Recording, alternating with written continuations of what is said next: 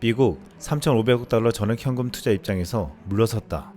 존 외교부 장관이 미국과 협상에서 미국 쪽이 지금 새로운 대안을 들고 나왔고 지금 한국 정부가 검토하고 있는 단계라고 13일 밝혔습니다. 미국은 지난 8월 한국에 3,500억 불 전액을 현금으로 투자하라고 하며 이를 관철하려고 압박했습니다. 이미 일본과 협상을 마친 미국은 한국만 사인하면 다른 국가들에게도 횡포를 부릴 작정인 듯 보였습니다. 하지만 한국 정부는 이에 응하지 않았고 스콧 베선트 미 재무장관을 충분히 설득했다고 했습니다. 아직 해결되지 않았지만 당장 전액을 현금으로 달라는 미국의 자세를 바꾼 것인데 이 같은 상황을 보며 국내는 물론 일본에서 큰 반응이 일어났습니다.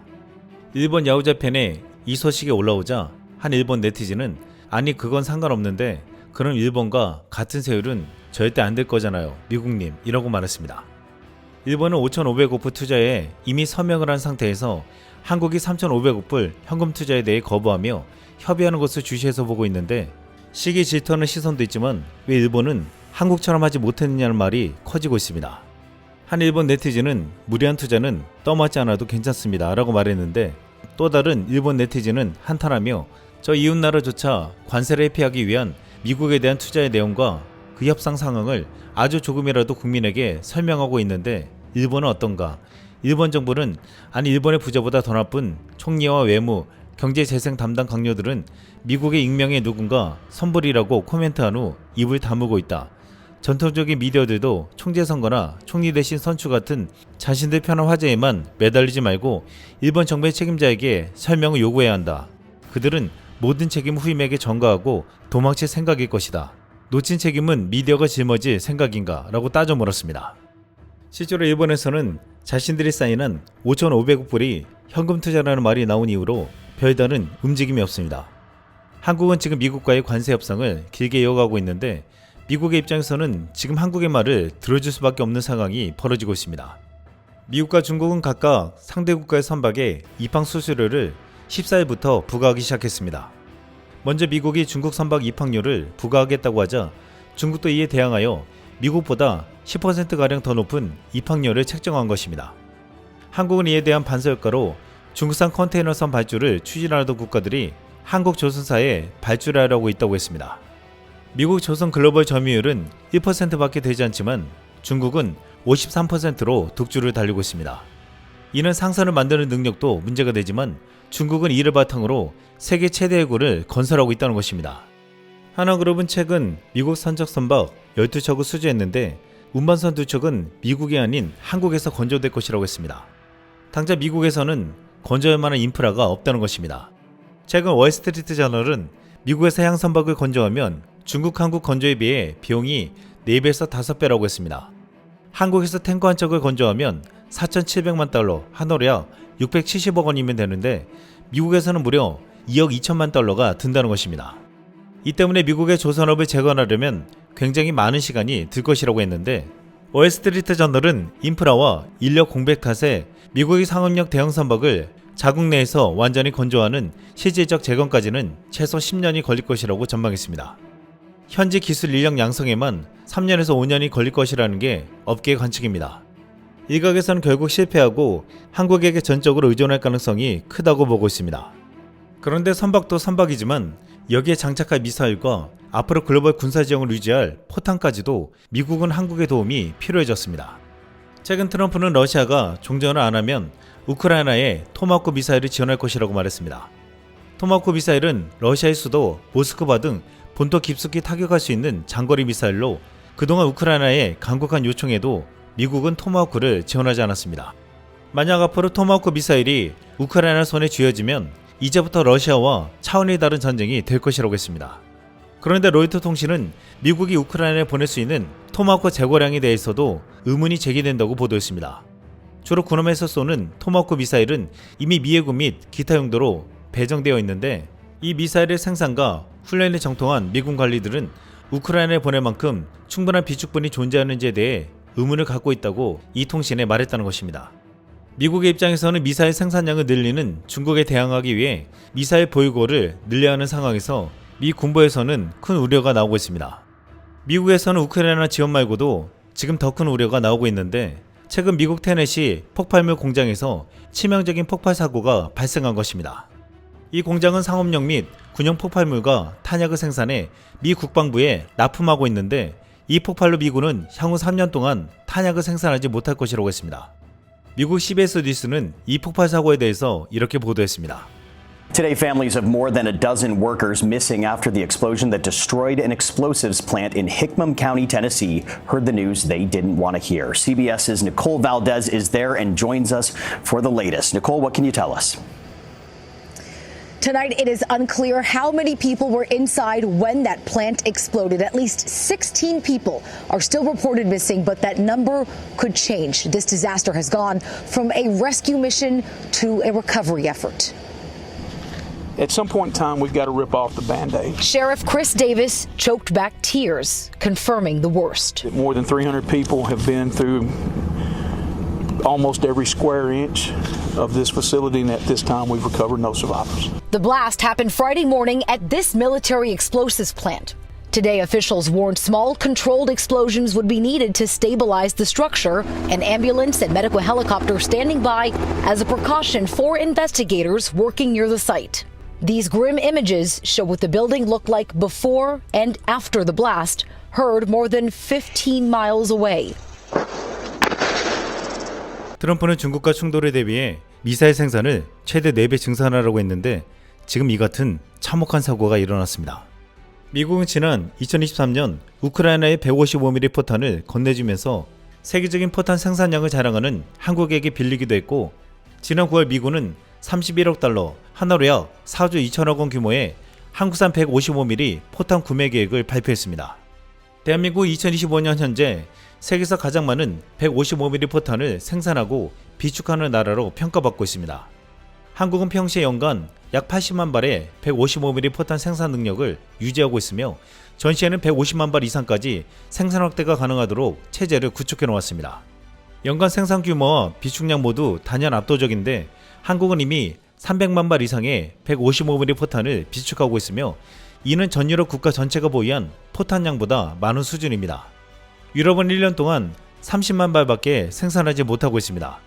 미국은 2025년까지 월 10만 발 이상의 포탄 생산을 목표로 증산 중이나 아직 제대로 생산이 힘든 상황에서 폭발물 공장까지 폭발해버렸습니다. 이 앞으로 한국에게 도움을 요청할 가능성이 더욱 커졌다고 했습니다. 최근 국내에서는 환율이 크게 올라가면서 우려가 커지고 있는데 관세 협상이 지연되면서 피해를 보는 현대차에게는 유리한 상황이 되고 있습니다. 현대차는 미국에서 자동차를 팔면 달러로 받기 때문에 환율이 오르면 실적이 늘어나는 효과가 있는데 현재 환율 수준이 유지되면 관세로 인한 타격의 약 30%는 만회할 수 있다는 것입니다. 또한 대표적인 수출 품목 반도체와 국내 대형 조선 3사도 전체 물량의 90%를 수출하면서 달러로 대금을 받는데 고환율로 인해서 수혜를 입고 있다고 했습니다. 지금 트럼프가 전 세계를 대상으로 높은 관세를 물리면서 전부 외국 기업들이 낸다고 했지만 미 연구기관에서는 미국 소비자가 가장 많이 물게 될 것이라고 발표했습니다. 골드만삭스가 10일 발표한 보고서는 연말까지 미국 소비자가 전체 관세 비용의 55%를 부담하게 될 것이라고 추정했습니다. 지금 그동안 미국에서 외국 상품을 트럼프 관세로 인해서 6개월치 정도를 비축했는데 내년 초면 고물가 폭탄이 터질 것으로 예측하고 있습니다. 최근 미국 에너지 정보국에서 미국 전기요금 그래프를 발표했는데 올해만 20% 가까이 폭등했습니다. 한국은 트럼프의 무리한 투자 요구에 지금까지 협상을 끌고 있는데 시간은 결국 우리 편이 될 것이라고 말하고 있습니다. 이번에 트럼프는 에이펙에 와서 한미 정상회담과 미중 정상회담을 할 것으로 보았으나 일본에 먼저 가서 4일 동안 방문하고 한국에 와 에이펙은 참석하지 않고 단 이틀만 머물 것이라고 했습니다. 트럼프가 에이펙에 올 것이라는 기대가 무너지면서 관세 협상 타결도 어려운 게 아니냐는 말이 나왔는데 이에 한 국내 네티즌은 이렇게 말했습니다. 트럼프 만나주지 마라. 버티려면 제대로 버텨라. 최근 미중 관세 전쟁에서 중국의 강력한 반격이 나오는 가운데 한국이 뒤에서 조용히 반격을 꾀하고 있다는 움직임이 포착되고 있습니다. 중국은 전면적으로 반격을 했지만 한국은 물밑에서 미국이 결코 쉽게 볼 수 없는 행동을 보여줬다는 것입니다. 중국이 트럼프에 맞서 히터를 통제라는 반격을 가하자 트럼프는 중국산에 100% 추가 관세를 물릴 것이라고 엄포를 놓았습니다. 하지만 이에 대해 중국은 단호하게 대처할 것이라고 조금 더 물러서지 않았습니다. 미중 관세 전면전이 시작되면 전 세계 경제가 휘청거리겠지만 한국에게도 치명적이라고 했는데 다시 상황이 바뀌었습니다. 트럼프는 에이펙에서도 시진핑을 만날 이유가 없다고 했지만 12일 태도로 바꿔 시진핑 중국부랑 원치 않고 나도 그렇다며 다시 위화적인 멘트를 날렸습니다. 트럼프가 이렇게 다시 유화책을 쓰는 데는 미국 증시가 급락하고 경제에 파괴적인 영향이 바로 나타났기 때문입니다. 지난 10일 미국 주식시장에서는 미중 갈등에 대한 우려로 NDBR을 포함해 7개 대형 기술주의 시가총액이 하루 사이 총 7,700억 달러, 한월에 약 1,105조 원이 증발했습니다. 최근 미국 내 정치 경제 전반에서 분위기가 좋지 않은 상황인데 트럼프는 큰 부담을 느낄 수밖에 없었을 것이라고 했습니다. 그런데 이번에 미국은 중국의 히토류 통제에 대한 대책을 내놓았습니다. 파이낸셜 타임즈는 지난 일요일에 국유물류국의 공식 서류를 인용하며 미 국방부가 중국에 대한 미국의 의존도를 줄이기 위한 가속화된 비축 활동의 일환으로 최대 10억 달러 상당의 필수 광물을 확보하기 위한 조치를 취했다고 보도했습니다. 파이낸셜 타임즈에 따르면 트럼프 행정부는 국방부의 국가 비축량을 확대하도록 지시했다고 했습니다. 트럼프가 최근 아르헨티나를 전폭 지원한 이유가 미국 기업이 아르헨티나에서 우라늄, 히토류 및 리튬 등 전략광물 개발에 우선권을 확보하기 위해서라고 했습니다. 중국은 전투기, 레이더 시스템, 스마트폰 등에 사용되는 금속을 포함하여 이러한 금속의 글로벌 공급망을 장악하고 있습니다. 중국의 히토류 통제는 미국뿐만 아니라 우리나라를 비롯하여 전 세계 국가들에게 큰 타격을 줄 수 있습니다. 이번에 중국의 히토류 통제는 한국에게도 치명적인데 한국은 핵심 광물 99%를 해외에 의존하는데 여기서 중국산이 무려 80% 정도입니다. 수출 통제로 반도체 생산에 필수적인 히토류 자석 가격이 급등하면 반도체 공급망도 위협받게 됩니다. 특히 중국의 14호 이하 시스템 반도체나 메모리 반도체, 잠재적 군사 용도의 인공지능의 연구개발은 개별적으로 수출 신청을 받아야 한다고 밝혔습니다. 또한 배터리 핵심 소재도 중국 의존도가 절대적인 상황인데 정부와 기업의 희소금속 비축량은 2달치에 불과하다고 했습니다. 크게 우려가 되는 것은 한국도 앞으로 반도체, 배터리, 가전, 군사무기까지 수출하는 데 있어서 중국의 통제를 받을 수밖에 없다는 것입니다. 한국은 중국의 수입 의존도를 낮추기 위해서 베트남, 몽골, 카자흐스탄과 협력을 강화하고 있는데 최근 전 세계 3위의 히토류 보유국 인도가 도움을 요청했습니다. 최근 인도 산업계는 중국의 히토류 수출을 제한하면서 난항을 겪고 있습니다. 인도 최대 자동차 업체 마루티 스즈키는 히토류 공급난에 전기차 이 비타라 생산을 기존 계획의 3분의 1 이하 수준으로 감축했습니다. 인도는 미국과 처그지면서 중국과 연대하려 했지만 중국은 여전히 인도를 분노케 하는 존재입니다. 이에 인도는 최근 850만 톤의 새로운 히토류 매장지를 발견했는데 고순도로 정제 분리할 수 있는 상업적 규모 시설이 부족해 한국과 손을 잡자고 제안한 것입니다. 한국의 입장에서도 인도의 거대한 히토류 채굴과 생산에 가담하면 안정적인 히토류 공급이 가능해져 윈윈 전략이 될 것이라고 했습니다. 인도는 트럼프의 관세 위협에 맞서 싸우면서 25% 상호 관세에 추가로 25%를 보복당해 무려 50% 관세를 물고 있습니다.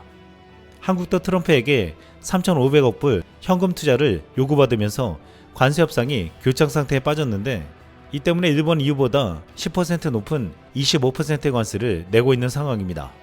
한국은 미국과 이번 에이펙 때 극적인 타결을 위해 분주히 뛰고 있지만 만약에 타결이 쉽게 안 돼도 시간을 끌 것이라고 했습니다. 이 틈을 타 추후 무역 협상의 지렛대가 될 수 있는 인도 시장의 확장을 꾀하고 있습니다. 이번에 현대차 기아는 미국 시장에서 수익률을 포기하고 가격을 인하하며 3분기 최고 실적을 만들어냈습니다.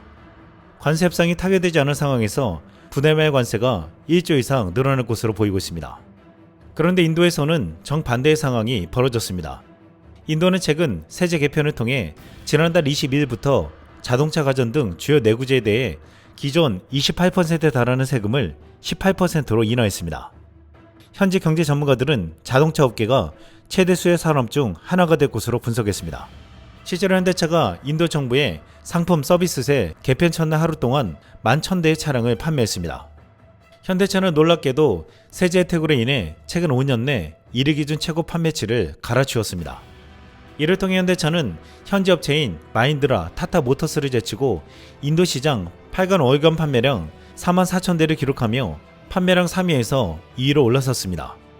지난 발표에서 호세 무녀스 현대차 사장은 2030년 권역별 판매 비중 목표를 제시하며 북미 26%에 이어 인도 판매량을 전체의 15%로 정했습니다. 이는 내수 시장인 한국보다 높은 수치로 사실상 인도를 제2의 내수 시장으로 낙점한 것입니다. 세계 경제 둔화에서도 15억 명에 달하는 세계 1위 인구 대국 인도는 올해 6%가 넘는 경제 성장률로 전 세계 평균 2배에 달할 것으로 전망하고 있습니다. 인도 시장은 무시무시한 잠재력이 있는 시장으로 당장 미국에서 관세로 인해 피해를 입어도 한국 기업들은 여기서 만회할 수 있다고 보고 있습니다. 현대차는 인도에서 가장 수익성이 높은 회사 중 하나로 연말 신공장 가동으로 수익을 더 낼 것이라고 했습니다.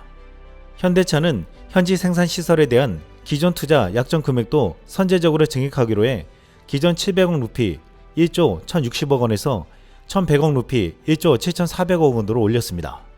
특히 현대차는 미국 GM에게 인수한 탈레관 공장을 최근 가동하기 시작했는데 이곳에서 연간 17만 대를 생산해 인도 연생산 100만 시대를 열겠다고 했습니다. 현대차는 이를 통해 인도 내 SUV, 컴팩트카 수요 대응은 물론 라틴 아메리카, 아프리카, 아시아 시장으로의 수출 물량도 확대한다는 전략입니다. 현대차의 현재 전략은 인도는 물론 중국에서도 놀라고 있는데 최근 인도 국민의 발로 꼽히는 릭샤, 3년차 전기차까지 생산하겠다고 했습니다. 작년 인도에서 팔린 전기차 약 195만 대 중 대부분이 1륜차와 3륜차였는데 현대차는 싸구려 중국산과 전혀 다른 멋진 디자인의 3륜 전기차를 내놓았습니다. 디자인도 멋지고 강한 내구성까지 갖춰 이 또한 베스트셀러가 될 것으로 전망하고 있습니다. 인도 매체 더 뉴 인디안 익스프레스는 지난 9일 관세 임명을 없애는 K-팝 트랙이라는 제목으로 트럼프의 유업에 한국과 인도가 경제적으로 더 가까워지고 있는 상황을 보도했습니다. 이 매체는 한국과 인도는 트럼프가 두 번째로 백악관에 입성한 직후 그의 괴롭힘에 동등한 희생자가 되었다고 했습니다. 그러면서 미국이 더 이상 신뢰할 수 있는 전략적 동맹국이나 경제적 파트너가 아니라는 사실을 깨달은 한국은 해외에서 경제의 두 번째 날개를 개발하고 있다고 표현했습니다. 이것은 마치 싱가포르가 32년 전 국경일을 맞아 당시 인도의 초기 경제 개혁과 맞물려 인도 열풍을 일으킨 것과 비교했습니다. 세계 경제대국 미국과 중국 모두 사이가 안 좋은 인도는 한국이 마치 자신들의 형편과 같다며 손을 잡으려고 하고 있는 것입니다. LG전자는 일주일 전 인도가 글로벌 제조업부 중 하나가 될 것이라며 새로운 공장에 6억 달러를 투자할 것이라고 발표했습니다.